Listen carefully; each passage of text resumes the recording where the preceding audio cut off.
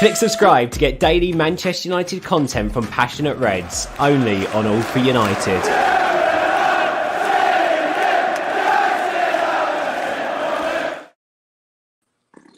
Hello and welcome back to the final All for United tactical preview of the season. Obviously, with it being the last one, I had to get the old gang back together. Got there in the end. The dream team returns. Stu, Abdul, hope you're both doing very well. Hope you're looking forward to this game a little bit more than I am. Looking forward to season ending at least. But yeah, we'll get straight into it. Obviously, 2 weeks. Well, firstly, Stu, I'll ask you. 2 weeks without watching Manchester United. How good has that been for you? Yeah, it's been bliss, hasn't it? Really, it's I've been less angry, I've been less uptight, less stressed, less fearful, and I've been able to enjoy 2 weeks and watching what's likely to be a fascinating final day of the season, really, because there's still quite a lot to play for. Obviously, tonight will determine maybe one or two things down the bottom of the table, but Liverpool have kind of fluked their way. Their last two victories. I think they really have. They got lucky in the FA Cup final, and now City. It's City for the very first time. City are the one that could really buckle under the pressure of what Liverpool have done. So for that, I'm really looking forward to it. For us, I'll just touch on this briefly. I want us to cement sixth. I know people are saying, well, we don't want to be in the Europa League's rubbish, etc., etc., etc. Look, we should be in Europe, and Manchester United should be in Europe. I think Eric Ten Hag needs Europe. He needs as many competitions and games as he can possibly get in his first season. If you believe the rumours today that there's going to be the squad's going to be ripped apart by as much as 12 players, he is going to need as many competitions as he can to get his formation and the right types of players and personnel and profile, how he wants to play moving forward. So really interesting. Looking forward to Sunday, I'll be honest. And I can't wait to watch the game. And in fact, I'm doing the review. So let's hope it's a good one. Good luck to you. Good luck to you. Well, Abdul, we'll build on what Stu said there, before we go into the game properly. Is getting either a Europa League or Europa Conference League place important? I think with bringing Ten Hag in, obviously it's not going to impact the way he prepares, but it's a good opportunity for a trophy, really, isn't it? We've seen that. Honestly, I didn't want Europe to begin with, but that's just me. Like, I wanted that team to have more time to work on basic things. You know what I mean? Like issues that they've been facing, maybe set pieces, maybe. Get the hang of building out from the back, stuff like that. We could really help this team at least build the base and a foundation for the season after and the season after. But I mean, Europa League is not bad, especially the group stages. So you still do get kind of like half a season where the games are easy enough for you to do work in between the week. So yeah, like, I don't think we're gonna get out of Europe. We're not gonna, even if we lose the game. I think we end up Europe conference, right? We don't get out of Europe completely. So if it's gonna be like that, Europa League's better than Europa Conference, no? And like I think people still have the memory of the Europa League of the one we won it. Like, yeah. Europa League right now became a stronger competition than people think. Like the look at the teams that are in it: AC Milan, Inter Milan, like Sevilla, Roma. Like there are proper teams in there. Ajax every night, like they get kicked out of the group a lot of times, and they end up being in the Europa League. So it's not as easy as people make it out to be. Maybe the group stages are, because of the Europa League qualifying positions. But like the knockout stages of the Europa League are not that simple. You only need to get a very easy draw, like Liverpool in their cup competitions to get further. So yeah, I mean, like, cup competitions are a lot of luck, a lot of things going into your favor so that you can actually end up getting the cup. I like it. 2 questions in, and we've had 2 digs at Liverpool. Let's keep this momentum going. Absolutely. But, Stu, we'll look into the game itself then. Obviously, preparation. We seem to ask every single week: is it time to start the youngsters yet? And the last day of the season has been historic for United, almost giving out charity appearances. I remember Josh Harrop's goal against Crystal Palace on the last day a couple of seasons ago. Is it finally time to give the youngsters a go? Obviously, Garnacho starred in that FA Youth Cup win as well. Is it finally time to maybe introduce him? Just see how he gets on. I saw, or I've seen a few tweets just recently about saying that Garnacho's ready, actually based on his FA Youth Cup performances. But the key element to that, unfortunately, is FA Youth Cup. And I keep going back to when he came on against Chelsea for those 4 or 5 minutes, and he popped himself alongside Rudiger, and Rudiger was welcoming him, with a quick tap on the back. I used to do it all the time, quick clip around the ear, and then when he turns around, he's seeing 6'4" centre half, and there's your difference straight away. You're looking around, you're looking up at 6'4". You might be rapid across the ground, you might have wonderful skill, you might have wonderful control, you might be an exceptionally dynamic footballer, but when you're going up against, I'm just using Rudiger as an example because that's how it was, a man mountain, you're gonna think twice about what you did. And I noticed his face when all this was happening, and he looked nervous, he looked worried. But he's 17 years of age, and you will look nervous and you will look worried. And that's the worry with any youth player. Does he deserve a shot? Absolutely. Who doesn't? If you sign a professional contract at Manchester United, you deserve to pull on the first team jersey. That's what you're there for. That's what you strive to do. He can say he's done it. I wouldn't go to Crystal Palace, and play any youth, because Palace don't get rolled over very, very easily at home. They're a brilliant side. I'm really impressed with what Vieira's done. I didn't rate Vieira when he was over in France. I didn't, and certainly at New York, I didn't think much of him as a manager. How wrong can you be when somebody has a group of players that buy into his philosophy? Hiya, Jarvis, and his thoughts. He's a brilliant tactician. He appears to be a brilliant tactician, but he's got proper players in there. Conor Gallagher's come from nowhere, hasn't he, this season? He's been an absolute ray of sunshine. He really has. Wilfried Zaha, when he's on his day, he's very, very strong, very, very powerful. Even Benteke, we can laugh as much as we like about Benteke, but you know something? He could score a goal just out of the blue. He could just score a goal just out of the blue. We're going to have a very, very difficult time at Crystal Palace. But what I would say is, if we are maybe 3-0 up, pipe dream, but if we are, and we are cruising because Palace have packed their bags, then yes, by all means, bring on Garnacho, bring on Medjugorje. But if we are wanting to cement sixth place, because any professional footballer wants to finish as high as they possibly can in the league, then it's not the right time. And I've seen it, and I don't disagree with the sentiment, but you've got to be professional first, add sentiment after. But I was just using Rudiger. I know it's probably not the best example, but it's actually an example of what youth has got to face if you've not had that experience. That's all. That's all I was saying.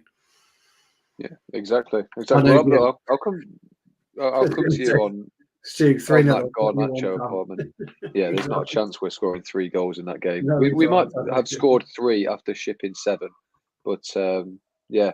Abdul, I'll come to you on Garnacho actually, because obviously he's the talk of the town at the minute. I don't know if you watched the Youth Cup final, but it's very clear to see that it's clear to see that the technical attributes are there with him. But I don't know, because I was in the ground. It came across to me as if maybe there's a little bit to be desired with the decision making. I think he very much likes the show to be around him.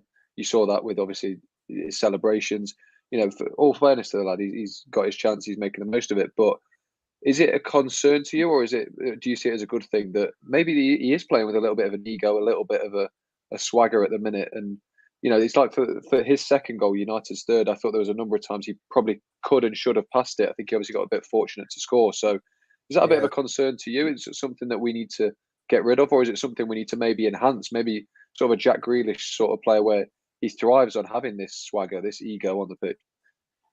Well, it will really depend on how you want to play, right? So, I mean, having the ego itself is not a problem. Like, I mean, look at Cristiano Ronaldo. You know, he's feeding off of his ego to be the player he is, right? And it's not a bad thing to have that. But if you're playing in a possession-based team where every decision matters and your movement and pass and go and all that stuff, then that attitude will have to change a little bit, right? But then again, he is 17, so he's very young. That can be worked on. Like, it's not someone who's 25 and it's like way beyond that. He's already been playing for 8, 9 years. You know what I mean? If that's the case, then, like I've always talked about habits, like if that's the case, then it's a very difficult habit to get out of,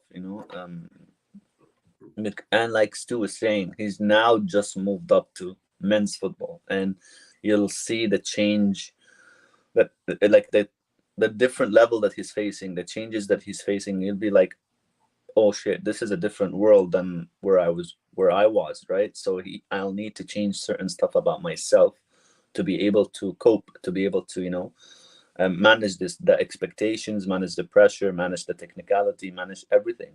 So this is like 17 to 21, 22 is the perfect time to build in all the good habits that he needs to become a team player, basically. So no, I'm not worried yet. No, like he's not Lingard, still having a lot of potential to go. Yeah, fair enough. Fair enough. Yeah, up at Young Player of the Year, Lingard. I think he got robbed there. But yeah, Stu, if we're saying no to youth players, then let's talk about the senior players. Obviously, I think there's a couple back as well. I think Luke Shaw might be back. I know he's returned to first team training. Sancho and Rashford are looking likely to start as well. We'll focus on Sancho because he's been a minor bright spark in this pretty dismal season. Do you integrate him back in? How much are you sort of looking forward to seeing his return? Because he has been missed, I think it's fair to say, while he's been away. Yeah, look, I would. I'd bring him straight back in. There's no two ways about it. I would bring Mata in as well, and I'd start Matic. Whether I'd bring in Fred over McTominay, I'm not 100% sure. But I think actually my preferred system would be Matic, Bruno and Mata, and then a front three of whoever they may be, Sancho being one of them, probably Elanga and Ronaldo. That's how I would see us playing. The problem that you've got a couple of strong tacklers within Palace's midfield. You've got a couple of ball carriers, and you've got pace out wide. Anshaman, if I've pronounced it right, mate, if I haven't, I apologise, is very, very right about Zaha and his pace and his flair. Yeah, I guess on power, he's probably not as strong as he could be. I think that's a fair comment. But what Palace have got, their front six or their middle six, whatever you want to call them, they knit and melt together beautifully. They're a very, very good unit, and they defend as a unit as well as attack as a unit. And this is why, for me, Matt has just added a little bit of cunningness and guile to our midfield. And this is, and I think Bruno needs that Matter alongside him. Now, I know we got smashed up on against Brighton, and as Jarvis has reminded me, I got my my score prediction completely right, but the wrong way around. I don't think we're expecting Brighton to come at us like they did. I think Potter did a number, on Manchester United. And sometimes when you're playing against an opposition, if they've done their homework, they will turn you over. In terms of work rates, yeah, look, you're right. I was about to come on to that, actually, my mate. And our transition when Mata gets it is okay because he can hold the ball up. The thing with Mata is Mata offers you not one, not two, but 3 or 4 different types of hold-up play. He can take it and turn with it. He can take it and hold it and drop it 2 yards. He can take it and pop it over 20 yards, and he can run with it. Not very fast, admittedly, but he can run with it. But McTominay is a very, very different kettle of fish. When he's on his game, he's a really, really good, solid box-to-box player. When he's off his game, he's ball watching. He won't receive it. He'll shy away. Mata will always take the ball, no matter where he is on that pitch, and that's what you need. That's why I think Bruno's better playing alongside him, and same with Matic. So kind of hope that answers that for you, my mate. So my worry is Logan. Yes, you're right, Logan. We could get smashed. There's absolutely there's nothing to suggest we can't get smashed. Let's be honest. If Vieira, and I think he's a pretty cunning manager, has looked at what Brighton did to us and the way that Brighton exploited us on the wings, with Dalot in particular and Telles in particular being exceptionally poor. Tells the picture. I think it's going to be difficult for us if they exploit the wings, and that's why I think playing Wan-Bissaka will be a better option than playing Dalot, because I think Wan-Bissaka can handle Zaha better than what Dalot can. So I just think we've got to be careful of their front six, and we've got to counter punch, with what we're doing in terms of our attack. But our ball retention and the way that we look after and shield the ball is going to be critical to whether or not we win or lose the game. Well, it's interesting you mentioned Wan-Bissaka there, because that was actually the point I wanted to move on with Abdul, because obviously there's a lot of talk of him leaving at the minute. Obviously, one of the clubs is Crystal Palace as well. Now, he obviously had a great couple of seasons with United, his first 2 seasons, and obviously he's fallen off a cliff this season. And Ten Hag doesn't see him as part of his plan. So why is it exactly that Wan-Bissaka wouldn't work in a Ten Hag system? I think it's pretty obvious, but is he past the point of repair where you're thinking he will never be good enough on the ball to be at a top level side? It's just that it's how much can you improve of his ball technicality, really, and ball quality, passing in general. How much can you improve? Like, I think I've wrote about it before, and it's like people have this impression or this belief that managers drastically change players. They don't. They can improve something, like a little quirk, like a little thing that they do that they need to improve on, but they don't drastically change them, or else you wouldn't need the transfer market. Like, if you can actually drastically change a player from an average player to a world-class player, then you don't need the transfer market. Just take players from the academy, make them world-class, and that's it. But the things that managers can do is just improve little quirks. Now, the problem with Aaron Wan-Bissaka is his passing ability is weak. It's very weak. And for someone at his age right now, if we're talking about a 10-year-old, then sure. But we're talking about someone who's 22 right now, probably 23, right?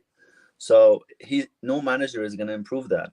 It's either you use what he has right now and maybe improve on little things that maybe if you think it's going to help his game, or you just, Aaron Wan-Bissaka, you don't improve my system.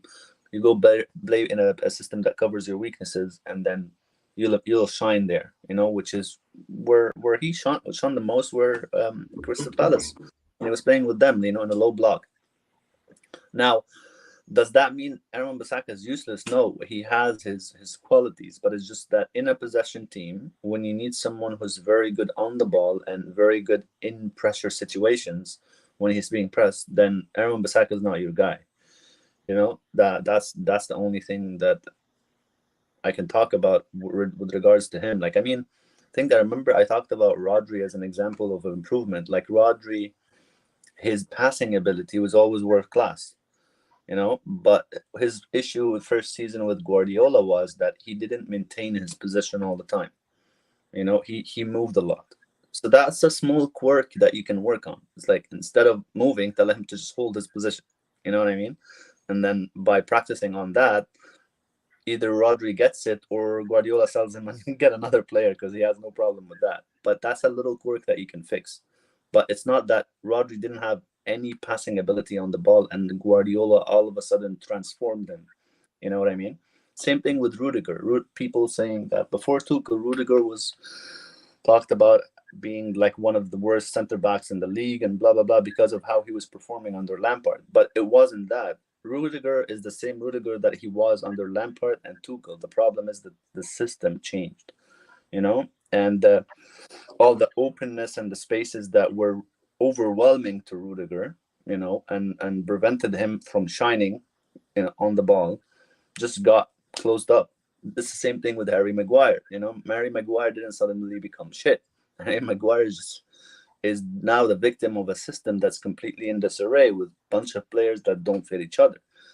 And we can go on and give more and more and more and more examples of players that, that are like that. Just people have the perception that you take a player who's not very good at anything and then put him with a Guardiola or a Klopp, and then all of a sudden they become this world-class player, which does not really happen in real life.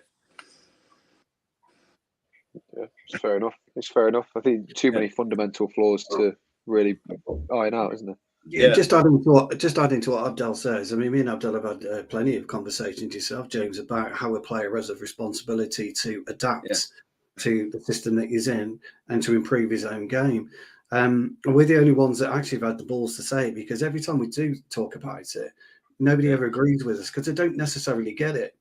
I played last night, and if I'm 6 yards out and I miss and I've hit it over the bar, it's my own fault. It's got nothing to do with coaching. It's got nothing to do with the setup. It's got nothing to do with anything else apart from you as an individual. Roger is one of the best examples, I think, because when he first came, I couldn't see it, Abdul. Couldn't see what was going on. I thought his passing's always been good, but his positional sense, he was terrible. He was constantly looking around. Where should I be? Looking at Gundogan in particular to say, where shall I stand? Where do you want me? He didn't know. And it took him a while to get into the Guardiola system. But it's all about common sense. Football is so much about common sense than strategy. And I talk about football sense and common sense a lot. And that's how I was brought up. It's once you cross that white line, the manager almost becomes redundant to an extent. He almost relinquishes responsibility of the match to you, because he can't do anything. He is on the touchline, or is he doing this, or he's doing that. You are the ones that are out there, and if you can't identify what's going on and how the game is unfolding, then there's a problem. And when you talk about Wan-Bissaka, Abdel's spot on, and we've spoken about this again.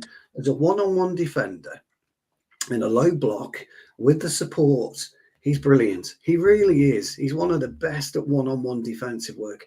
But his problem is receiving the ball and dealing with the ball. And that's the problem we've got, because he's not adjusting to a modern-day fullback. Now, if you were to look at Gary Neville as a great example, Paul Parker, another example, John Gidman, another example, Dennis Irwin, another example. These weren't ball-playing fullbacks to an extent. What they were, they did their job as a fullback first, and then when they were required to go past the halfway line, when it was safe to do so, they would do that. But there's always cover from the likes of Roy Keane or Paul Ince, to do that. Or they got like a Stevie Coppell to come back and help. Abdel's spoken about this on more than one occasion, and that is the fact that Rashford on the one side and Sancho on the other side, or Alanga on the other side and Sancho, it doesn't matter. They're not covering our fullbacks enough. And that's the problem. So we can talk about getting 30 million for Wan-Bissaka, and it looks like, I would imagine, that we're doing that because we're getting Timber in. I can only assume. I don't know that for sure. I can only assume. But as a one-on-one fullback, which is what the job of a fullback is, I think he's up there with the very, very best. It's his problem is receiving the ball and doing something with it. So I totally agree with you, Abdel, 100%, mate. Yeah, I think. Sorry, but I just wanted to get that across. Yeah, I think the problem we have, obviously, there's no doubt in Wan-Bissaka's defensive ability, but in the way that United are looking to play now, like a Manchester City, your fullbacks don't need to be good at defending, because they're not going to be doing any defending. I think that's the issue we have. I think it's much more important for the way Ranić wants to play, the way Ten Hag wants to play, that these fullbacks are effectively centre midfielders out wide. That look, Trent's a prime example. I get we say he's awful at defending. I don't think he is, but when does he ever need to defend? But he's got great cover though, hasn't he? Yeah. And one thing Liverpool have got that we don't have, and it's quite sad to say, if Konate's not in, he's bringing in Matip, isn't he? And Matip scored a couple of decent, goals this last couple of games. I don't think Van Dijk's playing particularly well at the minute. I think Matip and Konate are a bit ahead of Van Dijk at the minute, just on game. But they've got that. Our problem at the moment is and don't forget also, and I'm gonna get slaughtered again for this. They've got a commanding goalkeeper. You always see Allison towards the edge of his box when they're slightly advanced, and when they're deep, he's still around the penalty spot area, ready to receive any loose balls. We haven't had that. So you make a great point, James. Unfortunately, Allison is almost like a cheat code at the moment. Yes, he is. Yeah, because of how good he is in 1v1s. Like the amount of chances that Liverpool concede where a player broke out 1v1 against Allison, they should have conceded a lot more. But he saved their asses a lot more than people would think. Like that's why I'm like, he's almost a cheat code. Like he shouldn't have a keeper that good in 1v1 situations. He is brilliant, isn't he? Schmeichel was very good for us on that. Yeah, the way that he used to spread his body, he used to make himself really, really big. And as a striker bearing down, you've got to make a decision. Our situation, we don't have a keeper to begin with, to be honest. Like I'm like, listen, I love David De Gea. I've actually ripped David De Gea for a long time until like 2015. I liked the guy, you know. But the thing is, when you actually look into his game, you know, clear your mind away from all the flashy, nice saves and look at all his game and all his attributes. You'll be like, holy shit, we're almost playing like we don't have a keeper in goal, like an open net. That's how bad he is. You know, like 1v1s are not good. Distribution is not good. Ability on the ball is not good. Coming out is not good. Claims is not good. Like, okay, what's left, De Gea? Like nothing. Almost, you know, like the only thing you're good at is on the line shot stopping, but even that, it's up and down. You know, it's depending on the performance in general. Yeah. So, and this is why, you know, Liverpool and City, they have their foundation, and we've spoken about it before, so I'm not going to go into it so much. But they've got the foundation of two solid centre halves, a solid CDM, and a solid goalkeeper. And we haven't had that. I did see that run a bit, by the way, that Henderson was going to Newcastle, I think 40 million. I'm not so sure on the wisdom of it, but, you know, maybe again, Ten Hag's got a goalkeeper in mind to come in and replace him, because when you take Henderson out of our goalkeeping equation, we've only got Tom Heaton. He's a very, very capable goalkeeper, but hasn't played in the Premier League for 4 seasons. Very long time, something like that.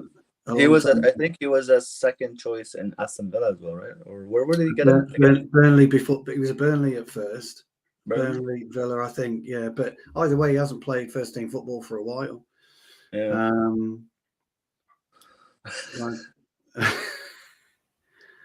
No, I was just looking at the comment that says Tom Heaton is not even. I know. I just say that. I don't think I'm so. not even entertaining it. I'm not. I mean, you never know. You never know. No, I was about to say that. He. I mean, Tom Heaton is a very capable goalkeeper. He really is. I mean, Burnley, if you remember at the time, they had Joe Hart, Nick Pope, and Tom Heaton. You know, all right, Joe Hart. Okay, you could say was past his best, but Tom Heaton was keeping Nick Pope out the side for a while. But it's a long time ago. He got injured, didn't he? Didn't he get a nasty shoulder injury? I'm not sure. I haven't followed him, so really I can't answer that question. I don't know. But like the thing is, I'm thinking about everything that's we have right now, especially that like the front diamond, say, you know, keeper, 2 center backs, and the central defensive midfielder. And like if we don't fix this diamond, if you want to call it, right, then you really cannot be a front foot team. United just can't be a front foot team if you don't fix that. You know, the only thing they can be is a low block team, mid block maybe. Yeah. You know, but they can't play a high block. They just can't. They get ripped apart on the transition because they're that bad in transition. So like, if that diamond is not good and the front players are not tracking back, then you're just inviting yourself to lose. You know, like it's that. It's as simple as that. And that's why, like, I think when Ronaldo came in, I was like, I hope to God that like Ollie Solskjaer plays a low block from now on, because we can't. These 3 guys in front don't cover, and we don't have a keeper that's good 1v1 and comes out of his line, and we don't have a defensive midfielder. So like we're open on all sides. So and he didn't, because he can't. He's in his third season. He has to play front foot football. It's Manchester United and all that, and he paid the price for it. Yeah, absolutely. Yeah. There you go. Well, just to end the show then, well, the last talking point at least, I'll stick with you first, Abdul. Obviously, Crystal Palace, the table doesn't show it, but they have improved this season, definitely. They're a fun side to watch all of a sudden. It's funny how that happens when you abandon Roy Hodgson. But obviously, a lot of young, exciting players, especially going forward. Eze, I don't think he's featured too much this season, but Elise, Zaha, obviously Gallagher gets a few goals as well from midfield. Yeah. What is the size of the task that United are facing? Because obviously, I think people don't appreciate just how good Crystal Palace are. Think of it this way: before Pierre came in, Crystal Palace was a very, very, very good defensively structured team.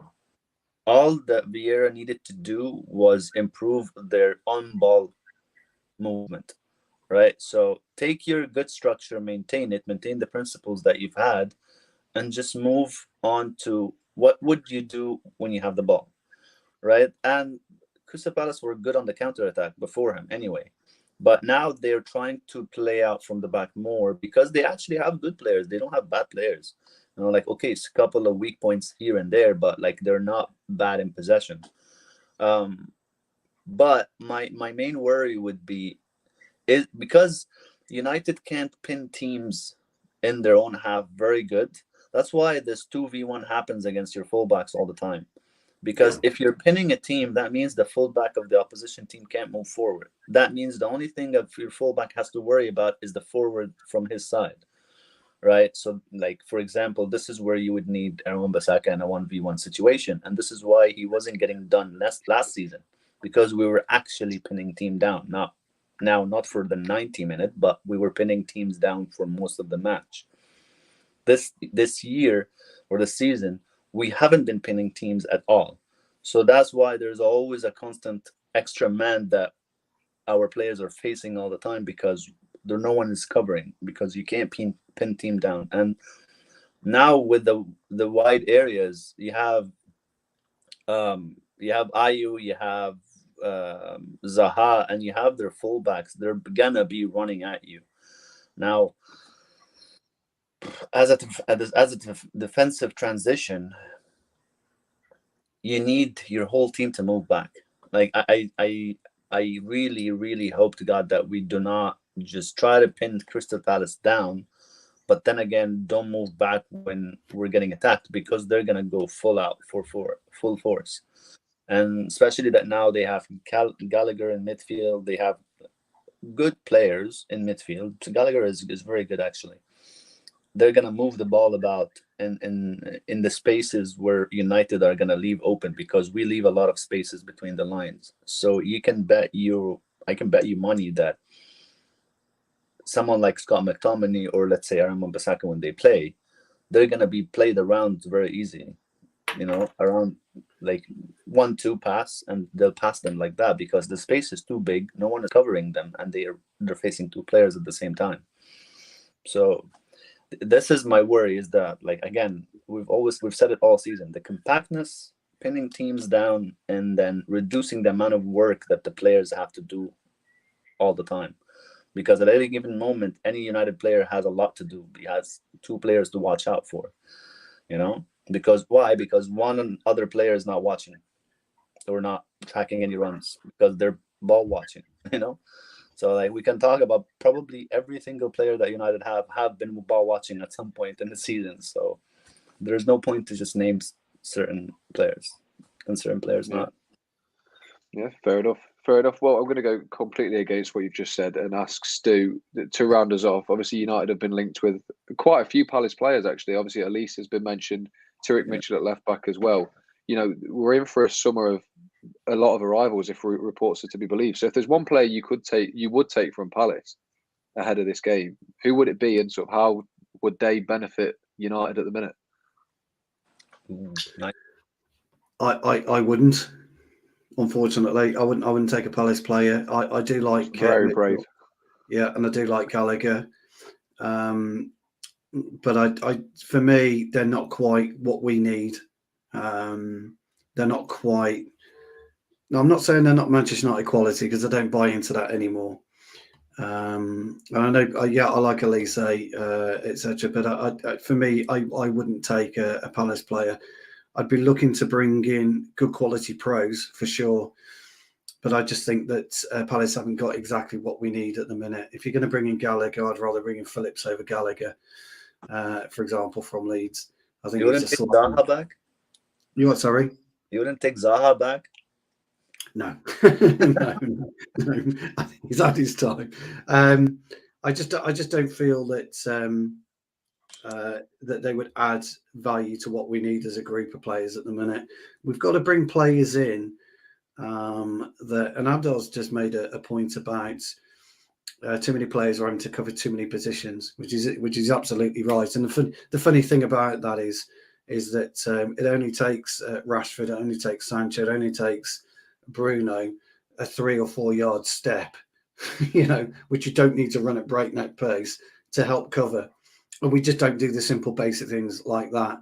And as good as Gallagher's been, I think he suits the Palace system, and I think Mitchell suits the Palace system as well. I think for us, we need good, solid pros who are able to help the team in more ways than just football.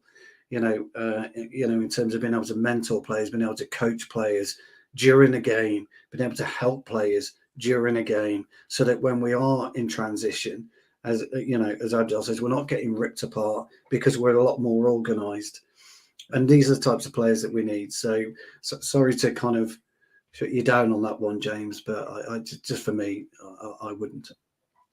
So I'm used to getting shut down by you now. Well, yeah, that's true. Yeah. I was just gonna add a little point. Like the reason why there's a lot of spaces in our team is also, remember, it's not just because players like are average or bad or they're not looking out for the runs or anything. It's because fundamentally some of the players that are in this system don't suit that system. So like we can't fundamentally push up because we have a keeper that won't help us at the back. We can't fundamentally squeeze in between the lines because we don't have the midfield that can cover that, and because the center backs are not pushing because of the goalkeeper that's not coming forward. So you see, structurally, or like actually not structurally, fundamentally, the players that you have don't help you achieve whatever it is you want to achieve, So and that's one of the key reasons itself. Like if you do have those keepers that have that, or sorry, the players that have the capabilities to do those things, and then still the players are not doing it, then we can say that with like almost 100% certainty that, okay, these players are choosing not to do this, because I know for a fact this keeper can do like a 1v1 or come out and sweep. I know for a fact this center back can push up and be aggressive. Why is he not doing that? Is he being told not to do it, or is he just not doing it himself? He's refusing to do it. Because this is the distinction that I just wanted to quickly mention, because fundamentally we're not a team that can actually play a high block anyway. Like in our players itself, in the habits and the distinction and the skills of the players. So yeah, makes it seem crazy that we're only on about getting 3 players in this summer, doesn't it? I feel like it's just going to be same old, especially if we're serious about Frankie de Jong. Bring Frankie de Jong in, no defensive midfielder. It's just going to be a Pogba all over again. But yeah, listen, we do have. Well, yeah. All I was going to say is, I find it quite interesting. As soon as we're linked with a player, then everybody in the fan base goes absolutely nuts for it. They don't actually look about the profile of the player, what kind of season he's had, and how he fit. He's likely to fit into the squad. Just because Ten Hag knows him, it doesn't necessarily mean he's going to be ideal for us. I think at one point I thought we're buying Ajax. We're not just just getting Ten Hag. We're buying Ajax themselves. Like we're linked with at one point. Yeah, no, that's true. But anyway, James, it's Argentina, mate. Sorry, I meant to reply to you ages ago. Argentina. There you go. There you go. Well, on that very emotional note, that brings an end to the tactical previews for this season. Obviously, a massive, massive thank you to everyone who's tuned in over the year. Hope you've enjoyed it as much as I certainly have. Same goes with Stu and Abdul. Hopefully, we'll be bringing it back next year if it's something that you guys want to see. But on that note, thank you for watching. Thank you to you two for joining me. Stay tuned for all the coverage of the Palace game. Obviously, you see Stu on the review when we inevitably get beat 3-0. He said we're going 3-0 up, so we'll go 3-0 down. Yes. And you can vent all your anger at him because it's always Stu's fault. It is. Listen, until then, be sure to like and subscribe if you did enjoy the video, but we'll see you next time.